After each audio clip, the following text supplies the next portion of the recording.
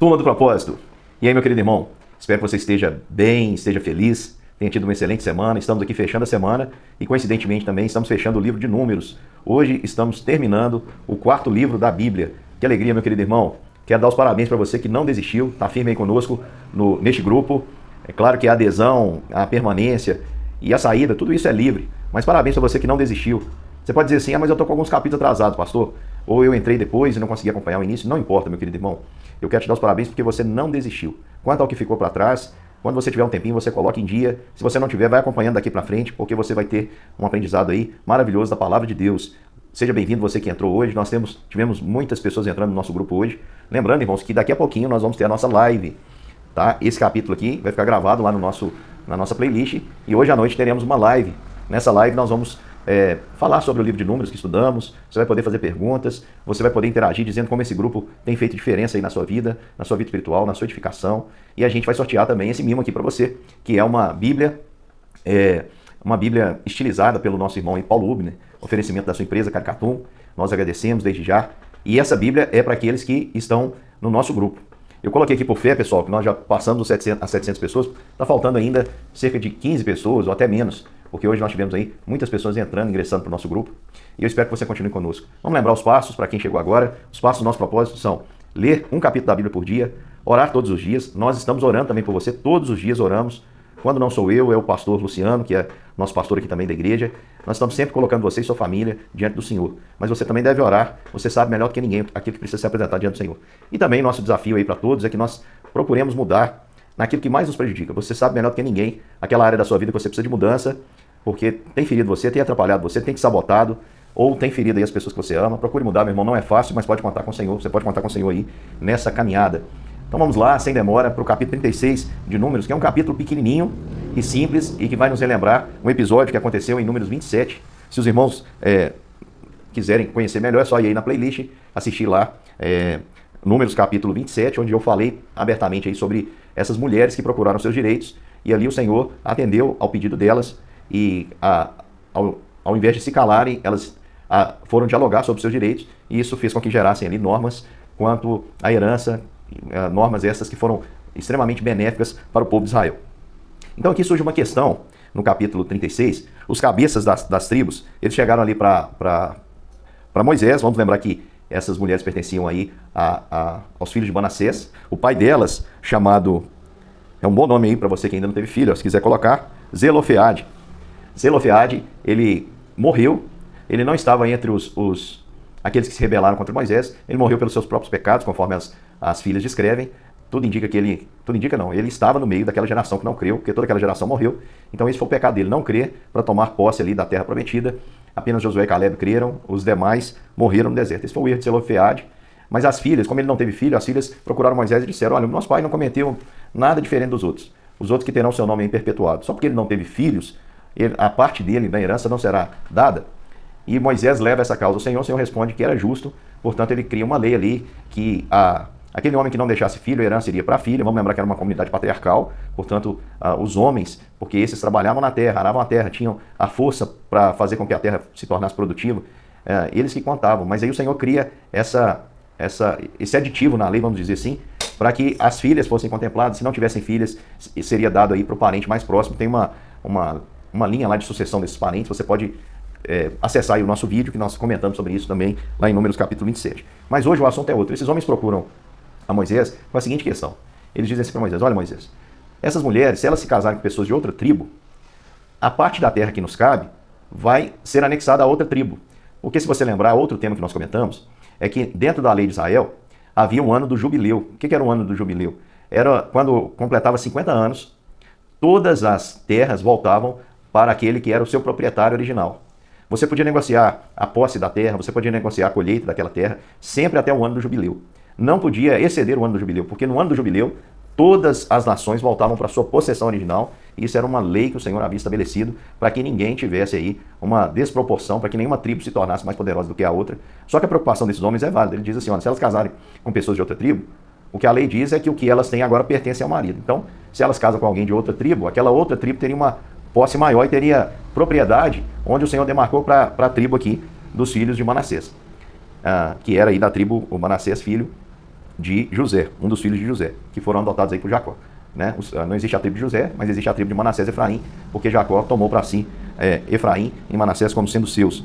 E aí, a gente vê aqui que Moisés, ele dá a ordem, ele acredita que isso é justo, e ele dá a ordem o seguinte: olha, essas mulheres poderão casar desde que casem com seus parentes, para que mantenham dentro aí desse ambiente familiar a herança, para que a tribo delas não seja prejudicada. E aqui eu queria trazer algumas aplicações práticas. O texto é muito pequenininho, mas eu queria trazer lições práticas. A primeira é que a gente deve cuidar daquilo que o Senhor nos deu como herança. A gente não pode abrir mão daquilo que o Senhor nos entregou como herança. No caso aqui do contexto do Antigo Testamento, tinha a ver com a terra prometida. No nosso caso, no Novo Testamento, a gente sabe que nós estamos para além dessas figuras. Essa terra prometida prefigurava, era um símbolo muito distante daquilo que é o céu, daquilo que é a vida eterna, daquilo que realmente é a nossa herança, segundo a Bíblia. Se nós formos pensar à luz da Bíblia, a Bíblia diz que algumas coisas são nossa herança. Por exemplo, os filhos são herança dada pelo Senhor. Nós não podemos abrir mão da nossa herança. Ninguém pode pensar assim: eu tenho muitos filhos, se um não der certo, tá bom. Não abra mão da sua herança, meu querido irmão. Não abra mão disso que o Senhor concedeu a você. Como esses homens foram ali pleitear com Moisés. A gente pode lembrar também que a palavra de Deus nos diz que o Espírito é o penhor da nossa herança. Tem a ver o quê? Com a vida eterna, com a salvação. Então eu não posso abrir mão disso. E a vida eterna, à luz do que cremos, ela vai se manifestar plenamente no futuro, mas ela já existe.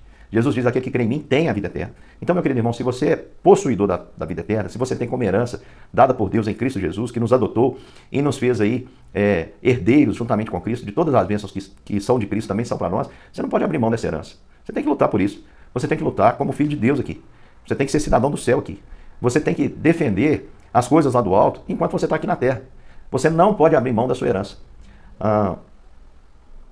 Eu sou muito ruim para guardar os autores, os nomes. Se eu não me engano, foi João Calvino. Se não foi João Calvino, foi Lutero. Mas eu tenho quase certeza que foi João Calvino que disse o seguinte: que um cachorro, ele late quando o seu dono é ofendido. O que eu seria se eu percebesse a verdade de Deus sendo sendo atacada? O que eu seria? Se eu visse o nome de Deus sendo atacado e me calasse. Então, meu querido irmão, a gente muitas vezes não presta atenção naquilo que nós recebemos de Deus. Nós não defendemos com todo o nosso coração, com todo o vigor, a nossa fé. Nós não defendemos os nossos valores, pelo contrário, nós negociamos os nossos valores. Nós não damos atenção para o comportamento que o Senhor exigiu que tivéssemos. Vamos lembrar que tudo isso aqui é uma sombra do que aconteceria. Vamos lembrar que o Senhor deixou instruções claras de como o povo deveria se portar dentro daquela terra. Eles não deveriam ser como os povos daquela terra. Tampouco eu e você, meu irmão, podemos aqui, como herdeiros do Senhor, nos conformarmos com esse mundo. Mas precisamos transformar pela renovação da nossa mente. Da nossa mente. Renovação onde? Renovar nossa mente naquilo que é a vontade de Deus, que é a palavra revelada. Não importa se para o mundo isso aqui é um livro antiquado, não importa se para o mundo isso aqui é um livro quadrado, ultrapassado, que precisa de atualização. Meu querido irmão, se você crê de verdade, se você crê no Deus que se revela, você crê que a palavra de Deus é inspirada, você acredita que a palavra de Deus é instrução para você, é lâmpada para os pés, é luz para os caminhos, é placa de trânsito para a sua jornada, segura até o céu. Então você não pode abrir mão dela, nem dos valores que ela traz para você. Por isso, meu querido irmão, não abra mão daquilo que o Senhor te deu, não abra mão da sua herança. Tudo que o Senhor te deu como herança, tome posse. Você não deve brigar por combates que não valem a pena. Tem muita gente lutando combates que o Senhor não chamou para combater, coisas que não valem a pena. Tem muita gente brigando, por exemplo, por bens, tem muita gente brigando por razão, tem muita gente brigando por poder. Meu querido irmão, nada disso vale a pena. Nada que o ladrão possa roubar, ou que a traça possa comer, nada daquilo que fica aqui vale a pena. Invista a sua vida e lute o bom combate. E o bom combate tem a ver com coisas que permanecem. E pode ter certeza, os valores que a Bíblia traz permanecem. O mundo passa bem como a sua consciência, mas a palavra do Senhor vai permanecer. Pode ter certeza disso. Pode ter certeza. As portas do inferno não podem contra o avanço do reino de Deus. Você faz parte disso. Então lute por sua herança e não permita que a sua herança seja perdida. Claro que eu estou fazendo aqui uma aplicação usando aquele símbolo daquela terra e daquela herança para aquilo que ela apontava. Que a nossa verdadeira Canaã celestial é o céu, meus irmãos, que nós já desfrutamos aqui, porque temos Cristo em nós através da presença do Espírito Santo. E claro, vamos desfrutar plenamente naquele dia glorioso, quando ele vier buscar a sua igreja.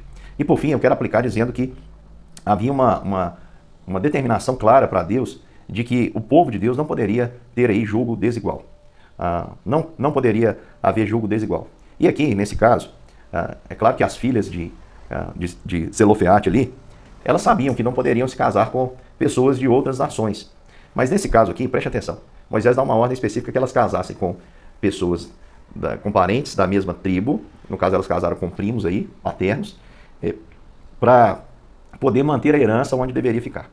E eu quero fazer uma aplicação dizendo o seguinte: às vezes, irmãos, até mesmo dentro do meio cristão, dentro do povo de Deus, você pode fazer um casamento conjugal desigual. Sabe como? Quando você casa ou você se relaciona com uma pessoa que tem propósitos diferentes de você. Você precisa saber identificar isso. Não é porque a pessoa tem a mesma fé que o jugo não possa ser desigual. Aliás, não é, preste atenção, não é simplesmente porque uma pessoa está em uma comunidade religiosa, está frequentando uma igreja, que ela é um cristão. Isso não faz a pessoa cristã. O que faz a pessoa cristã são os frutos. O fruto é pelo fruto que você vai conhecer a árvore. Assim como se você entra numa garagem, você não vira um carro, né? Assim também, se você entrar numa igreja, isso não faz de você um cristão. Você precisa observar os frutos. E bem como, pessoal, você precisa observar claramente quais são os objetivos, quais são os desígnios. Imagina você se relaciona com uma pessoa e se casa com ela, ela aparentemente é cristã, mas ela não tem um propósito, por exemplo, de ter filhos e você tem. Como é que vai fazer? Não fica um jugo desigual? Um querendo algo, o outro querendo outra coisa? Os seus objetivos de vida, quais são? Imagina, você pensa uma coisa e a pessoa pensa outra totalmente diferente e nenhum dos dois está disposto a abrir mão desse sonho. Como é que vão andar juntos se não houver acordo? Então aqui Moisés ele dá uma ordem para que a herança permaneça em paz ali no mesmo lugar e aquelas mulheres acatam e isso acontece de uma maneira muito tranquila, elas se casam e ali cria-se uma norma para que isso fosse feito, né? As mulheres aí que herdassem parte da terra prometida a seus pais, aqueles que não tivessem filhos, deveriam se casar com pessoas aí da mesma tribo. E aí, lembrando de tudo que eu falei sobre herança aqui, por exemplo, os filhos, até nisso você precisa pensar. Você casa com uma pessoa e você quer manter essa herança da melhor maneira possível. Por exemplo, os filhos. Imagina que você tem uma opinião sobre a criação de filhos e a outra pessoa tem outra opinião. Como é que você vai criar, né? Você acha que precisa disciplinar, a outra pessoa é contra a correção dos filhos. Como é que vai criar? Vai ser um jogo desigual, não vai dar certo. Vai gerar dor, vai gerar infelicidade, vai gerar um lar dividido. Por isso, meu querido irmão, quando você for tomar uma decisão, você precisa tomar essa decisão seguindo aí aquilo que parece ser a melhor maneira, não pensar em você, nos seus interesses, mas pensar naquilo que você acredita ser a melhor possibilidade de fazer a vontade de Deus com tranquilidade. Se você está tomando uma decisão em uma direção que vai te afastar de Deus, pare e desista disso. Não leve isso adiante. Todas as nossas decisões devem apontar para a glória de Deus, devem apontar para aquilo que eu posso fazer de uma melhor maneira para o Senhor. Aquilo que me afasta do Senhor, que pode me afastar do Senhor, eu não devo nem brincar. E não posso, como eu já vi muita gente, aí eu já vou aplicar para uma questão muito mais profunda, né? Eu já vi gente dizendo assim, olha, eu estou apaixonado e a pessoa não acredita em Deus, a pessoa não crê, a pessoa não tem a mesma fé que eu, mas né, quem sabe Deus tem um propósito. Meu querido irmão, Deus pode, mas a maioria das vezes é o contrário que acontece. A pessoa que não acredita é que vai te levar para longe. É você que vai interromper o seu relacionamento com Deus e não a pessoa que vai começar. Essa semana eu tive um encontro aqui com os adolescentes e eu trouxe para eles uma palavra que eu deixo para você também. Olha, não fique preocupado com as coisas que chegaram à sua vida. Quando eu falo coisas, né, não estou tornando objeto as pessoas, mas estou falando de coisas também como o casamento, como a pessoa certa, como os relacionamentos, amizades, etc. Tudo isso, irmão, todas essas coisas que você tem necessidade, elas vão vir até você se você estiver aos pés da cruz. Não saia dos pés da cruz de forma alguma. Esteja ali prostrado em obediência diante do seu Senhor e Salvador Jesus Cristo. E todas as suas necessidades vão ser supridas pelo seu Deus. E pode ter certeza que o que tiver que ser sua posse, a sua herança, o Senhor vai fazer chegar até você ali. Tudo vai te encontrar aos pés da cruz. Não sou eu que estou dizendo, é Jesus que diz. Se nós buscarmos o reino de Deus em primeiro lugar, se nós priorizarmos o glorificar a Deus e fazer a sua vontade, as demais coisas nos serão acrescentadas. Pode ter certeza disso. O que você precisar, as suas necessidades, o Senhor vai suprir todas elas. Então não se afaste da cruz, dos pés da cruz, para procurar qualquer que seja a coisa. Não tente ao Senhor. Não entre em jogo desigual. Não pense que que lá na frente isso vai se resolver. Pode ser que não. E eu fico imaginando como deve ser uma coisa assim bem sofrida, porque existem pessoas que nós amamos e as pessoas entram em um relacionamento assim e não sabem se aquela outra pessoa ali a quem elas amam vão estar com ela na eternidade, porque não tem a mesma fé. Então, eu digo para você, meu irmão, obedeça ao Senhor, cuide da sua herança, não entre em julgo desigual. Se você já entrou, se você já fez essa escolha, não é para desfazer também, tá? Quem já fez, permaneça como está. Ore ao Senhor, clame ao Senhor, busque por misericórdia de Deus, peça para que Deus possa unir vocês dois no mesmo propósito. Mas se você ainda não tomou essa decisão, meu irmão, não decida nesse sentido. Permaneça fiel. O Senhor que é fiel também vai suprir todas as suas necessidades. Aqui nós terminamos e eu aguardo vocês logo mais às 19 horas. Eu vou disponibilizar o link aí no grupo e às 19h30, sem demora, nós vamos começar a nossa live. Um grande beijo, meu irmão, e muito obrigado por ter caminhado até aqui. Até mais, até a noite. Espero vocês.